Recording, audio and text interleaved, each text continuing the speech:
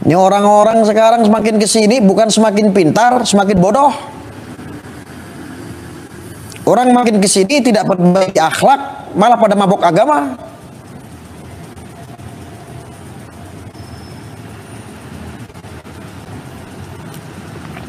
Lu getol amat sih, lu ngaku-ngaku orang beragama, tapi kelakuan-kelakuanmu masih kayak begitu. Saya tanya, Allah mana Allah? Tuhanmu mana? Saya tanya, bisa tunjukkan nggak ke saya Tuhanmu mana? Ketika pertama kali mendengar perkataan Gus Arya yang tegas kepada Egy Sujana, orang beragama kok tidak memiliki akhlak. Di mana Allahmu? Tunjukkan kepada saya. Itu pernyataannya sangat berani ya. Itu luar biasa sekali. Apalagi perkataan itu disampaikan kepada Egy Sujana, seorang pengacara yang berpengalaman mengurus berbagai kasus hukum di Indonesia. Semua orang segan dengan dia, tetapi ada orang lain bernama Gus Arya berani mengatakan perkataan seperti itu kepada Egy Sujana. Itu keberanian yang luar biasa. Tetapi itu perkataan yang benar. Karena Egy Sujana selama ini kan selalu sosialisasi negara supaya berbasis agama saja. Jadi dengan sendirinya akan menyingkirkan Pancasila, NKRI sudah pasti akan bubar. Kelihatannya seharusnya alim ya, tapi kenapa maki-maki saat diskusi dengan Habib Kribo? Jadi itu tepat ya, luar biasa. Banyak orang merasa aspirasi terwakili melalui perkataan Gus Arya yang tegas dan berani itu. Dan yang menarik, teman-temannya Egy seperti Rizik dan Bahar tidak mengeluarkan sepatah kata pun. Mungkin mereka terlibat kasus hukum saat ini, lagi capek segala macam, tidak ada waktu. Tapi kalau mereka tahu, mereka pasti menyuruh orang untuk membantahnya. Membantah perkataan Gus Arya. Tapi kenapa tidak berani? Bahkan yang bersangkutan sendiri, yaitu Egy Sujana, tidak berani menjawab. Sebenarnya bukan tidak berani. Mereka berani juga sebenarnya. Mereka pintar juga kok bisa menjawabnya. Tapi yang membuat mereka tidak bisa menjawab, kemungkinan mereka terintimidasi dengan pertanyaan Gus Arya. Orang beragama kok tidak berakhlak. Di mana Allahmu? Saya tidak melihat Allahmu. Bawalah kemari kepada saya. Jadi Egy Sujana, Bahar, dan Rizik kemungkinan malu. Tidak bisa menjawabnya. Karena pertanyaan Gus Arya itu pertanyaan yang sebenarnya tidak membutuhkan jawaban, tapi membutuhkan perubahan perilaku yang harus sesuai dengan ajaran agama. Sebab tidak ada Tuhan yang mengajarkan maki-maki dan ujaran kebencian, dan tidak ada agama yang mengajarkan maki-maki dan kebencian. Bandingkan dengan Bahar, Rizik, dan Egy Sujana, selalu maki-maki. Rizik dan Bahar kalau ceramah itu selalu maki-maki, provokasi pemerintah, berujar kebencian. Jika dibiarkan dalam jangka waktu yang lama dan tidak ada orang yang seberani Gus Arya untuk menegurnya, dan tidak ada orang yang seberani Habib Kribo untuk menegur mereka, maka umat akan disesatkan oleh pengajaran yang sesat. Karena umat akan menganggap ujaran kebencian dan maki-maki adalah bagian dari ceramah agama juga. Berantakan ini negara.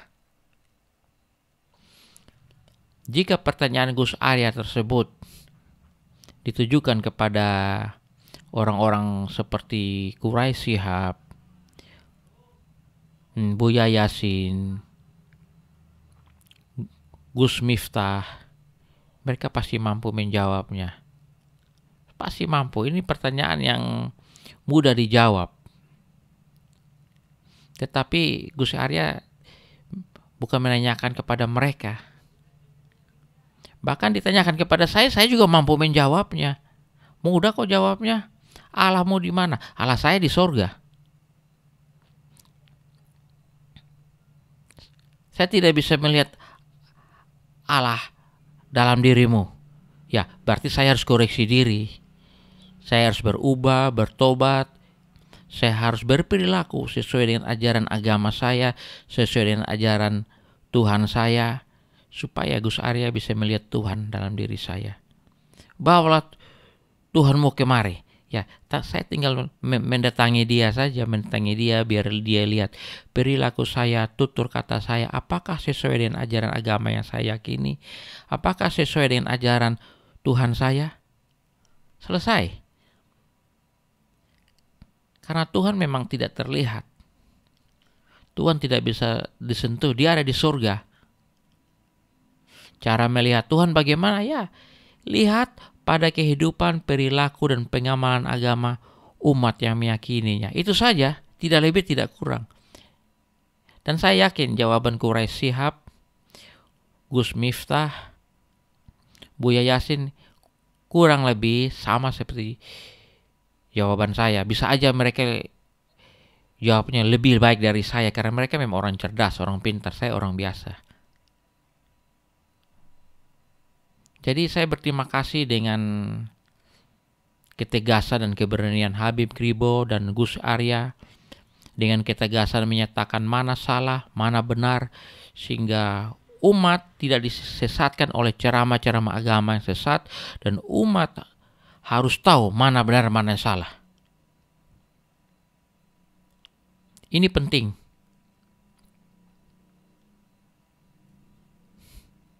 Gus Arya dan Habib Kribo memberikan teladan yang baik kepada seluruh anak bangsa. Harus berani menyatakan kebenaran. Jangan diam. Karena saat diam sama saja membiarkan kejahatan merajalela. Kenapa penceramah agama yang berujar kebencian dan maki-maki merajalela? Pertama, karena saya lihat karena tidak ada ini ketegasan dari Polri. Polri bersikap netral atau pasif, tunggu laporan baru diproses.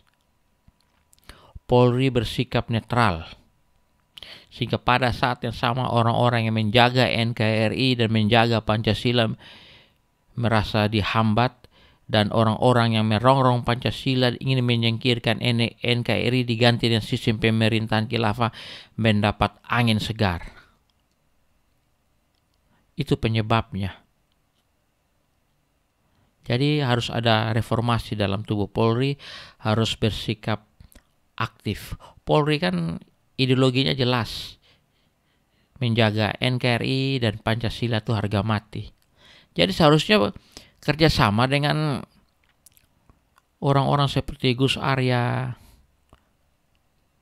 Habib Kribo, Abu Janda.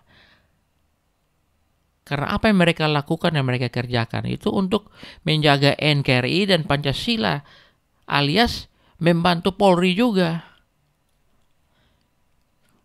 Anggota-anggota Polri aktif kan tidak mungkin debat kusir di medsos, karena mungkin ada dibatasi oleh peraturan-peraturan apa begitu. Atau mungkin juga karena merasa tidak digaji untuk itu. Jadi kerjasama saja dengan orang-orang anak bangsa lainnya sedang menjaga Pancasila dengan gigih tanpa pamrih. Mereka tidak digaji bulanan loh. Sedangkan orang-orang yang pihak sebelah yang ingin merongrong Pancasila, menggantikan Pancasila dengan sistem pemerintahan khilafah, abaikan mereka. Mereka harus dijadikan target nasionalisasi ideologi, biar terjadi pertobatan ideologi dan kembali ke pangkuan Ibu Pertiwi. Jadi saya selain berterima kasih kepada Gus Arya, Abu Janda, dan Habib Kribo, saya juga mau sampaikan bahwa doa saya menyertai kalian, penjaga-penjaga NKRI dan Pancasila yang berani. Saya akan meminta kepada Tuhan saya Yesus Kristus menyertai kalian.